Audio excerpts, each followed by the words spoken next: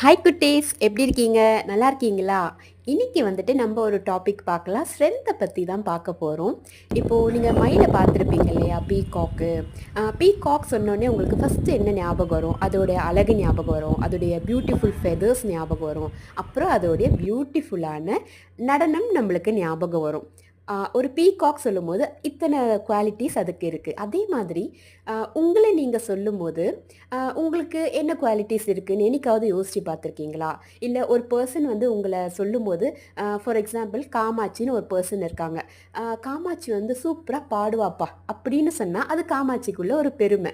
அந்த மாதிரி ஒவ்வொருத்தவங்களுக்கும் ஒவ்வொரு யூனிக் டேலண்ட் இருக்குது. ஸோ உங்களுடைய ஸ்ட்ரென்த் என்னன்றதை இப்போவே ஒரு பேப்பரும் பென்னும் எடுங்க, எழுத ஆரம்பிங்க. அதில் உங்கள் ஸ்ட்ரென்த் எதுன்னு உங்களுக்கு கண்டிப்பாக தெரியும். அந்த விஷயத்தில் ஒர்க் அவுட் பண்ணுங்கள். அகாடமிக்ஸ் மட்டும் போதாது குட்டீஸ், எக்ஸ்ட்ரா டேலண்ட்டும் நம்ம வளர்த்துக்கணும்.